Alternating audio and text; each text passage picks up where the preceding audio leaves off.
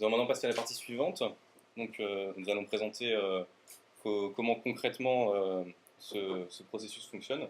Donc, repartons sur notre diagramme présentant les logiques d'interaction. Ce diagramme nous permet de discerner trois modules, comme vous avez pu le voir lors de la démonstration. D'une part, un module d'administration, grâce auquel l'équipe va ajouter des utilisateurs et leur associer des tags. Un second module qui se fait entre les participants, en fait, qui modélise toutes les interactions entre participants autour de la table.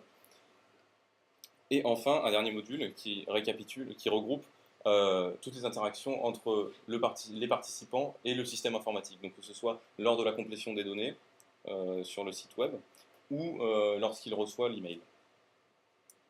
Je vais donc commencer par vous présenter le module d'administration.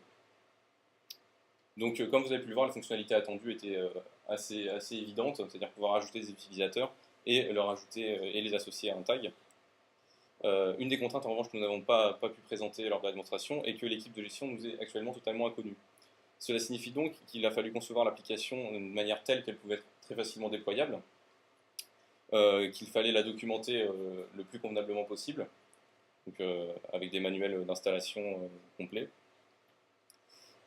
et qu'il a fallu s'assurer que les services d'administration soient accessibles afin de permettre différentes manières de manipuler les informations.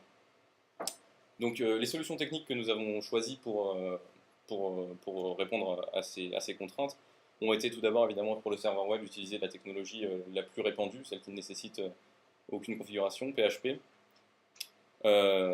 Ensuite, nous lui avons adjoint une base de données XML. XML parce qu'encore une fois, pas de configuration nécessaire. Si on avait utilisé une base MySQL, il aurait fallu préciser nombre d'identifiants et d'entrées supplémentaires dans la configuration. Et puis évidemment, l'API Simple XML de PHP étant fournie par défaut, aucun module supplémentaire nécessaire. Présentation, tout ce qu'il y a de plus simple aussi. HTML et CSS, donc ce qu'on retrouve sur n'importe quel site web. En revanche, là où il y a eu quelque chose de différent des sites web habituels, c'est que nous avons fourni une interface de programmation complète pour automatiser la gestion. Donc, quelle est cette interface de programmation? Elle s'appuie sur la méthodologie REST. Donc, REST en fait permet de concevoir des web services en utilisant uniquement les URL pour identifier les données, et les méthodes HTTP vont finalement être utilisées comme des appels de méthodes distants. Donc on va par exemple accéder à une URL identifiant uniquement un participant et pouvoir soit obtenir les informations avec GET, soit les mettre à jour en utilisant une autre méthode HTTP. Donc évidemment tout cela, nous l'avons entièrement formalisé nous-mêmes et documenté totalement pour que l'équipe d'administration puisse, si elle le souhaite, concevoir une application utilisant cela. Néanmoins, nous voulions aussi fournir une interface graphique. Nous avons donc pour cela conçu un sous-module complet, une classe JavaScript qui donc, a servi d'interface entre le formulaire HTML et cette API REST qui était totalement pure, c'est-à-dire qu'il ne transmettait pas de données si on ne lui demandait pas. Et ce module a été publié indépendamment sur GitHub, puisqu'il est exploitable par n'importe qui, totalement indépendamment de ce projet. Il est documenté également. Donc voilà, si ça vous intéresse, vous pouvez aller le voir. Enfin, un point important à souligner au niveau de l'administration est que nous pensons avoir réussi à relever le défi de la déployabilité, puisque l'installation se fait de la manière suivante. On met en ligne le dossier demandé, on édite une ligne de configuration où on donne l'URL à laquelle ce dossier est accessible, et c'est tout. Tous les web services sont activés, toute la base de données est manipulable. D'ailleurs, la démonstration que vous avez pu voir a eu lieu sur un véritable serveur, sur un sous-domaine vierge créé pour l'occasion. Voilà. Je vais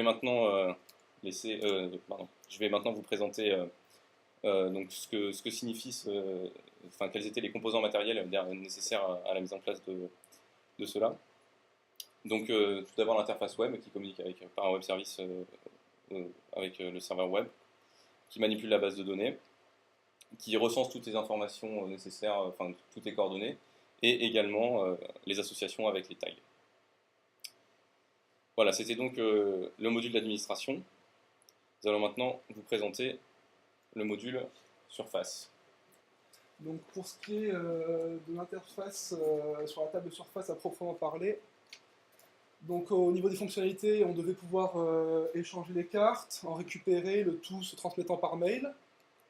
Les principales contraintes étaient de pouvoir identifier les utilisateurs de manière unique et rapide, et également de fournir une interface collaborative, de ne pas bloquer tout le monde autour de quelqu'un qui choisit ses cartes le temps qu'il est fini. Pour cela, nous avons implémenté l'interface en C# et XAML, qui sont des technologies de référence pour ce genre de matériel. Ensuite, au niveau de récupération des données vers le serveur, on a implémenté une seconde API RESTful. Enfin, pour ce qui est des envois d'email, on délègue le travail au serveur qui va jouer le rôle de portail entre la table et le web, grosso modo. Cela permet une meilleure déployabilité, il n'y a pas besoin de configurer la table en tant que serveur mail avec configuration SMTP, etc. Enfin, on a résolu la contrainte d'identification grâce au système de badge auquel sont joints les tags. De cette manière, un utilisateur pose son badge et est directement reconnu sans latence. Au niveau de l'implémentation, on a connu une importante phase d'auto-formation. Aucun de nous n'avait jamais développé sur un table de surface et le C# nous était très peu connu. Pour cela, nous avons eu recours à des sites communautaires, mais également à des cours un peu plus formels, comme ceux fournis par Polytech ou .NET France. Nous nous sommes également documentés, notamment au niveau du design d'interface et du design d'interaction, essentiellement avec ce document.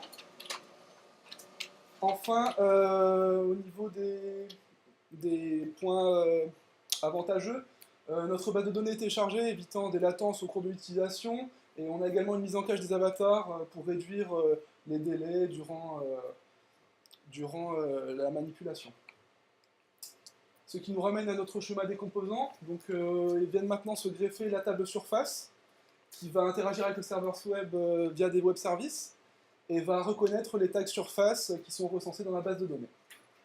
Je passe maintenant la parole à Pierre pour les interactions. Voilà, je vais vous parler du dernier module, qui est donc l'interaction entre les utilisateurs et le système, principalement avec le serveur. Voilà, donc les fonctionnalités de ce module, c'est bien sûr l'édition des données de l'utilisateur, comme on l'a vu durant la démonstration, et aussi la récupération des cartes de visite. La contrainte principale vient du fait qu'on ne connaît pas le terminal de réception des cartes de visite, donc il faudra que ce soit compatible pour tous les formats.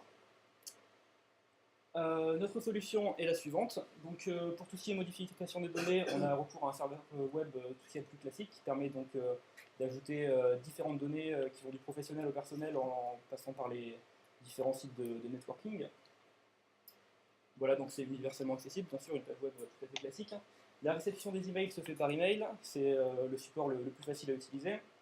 On a fait des recherches sur le format d'envoi des cartes de visite, et au final, on utilise le VCF qui est le plus commun, donc que l'on attache directement au mail en pièce jointe, mais on laisse tout de même la possibilité aux utilisateurs de télécharger d'autres versions, telles que LDIF et CLV.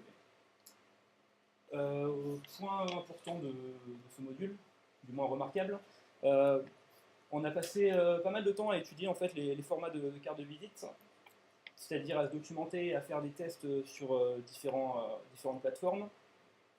Notre conclusion était donc que VCF est le plus répandu, mais en fait on a eu quelques problèmes au niveau de la compatibilité, c'est-à-dire qu'au début on a pris une source venant de macOS, et on a essayé un peu sur différentes plateformes. Ça marchait pour Windows, ça marchait pour macOS, donc ça marchait pour iOS, mais par contre ça ne marchait pas pour Android. Donc en fait on était obligé de réadapter un peu tous ces formats de fichiers à notre sauce pour qu'ils soient vraiment adaptables sur toutes sortes de supports.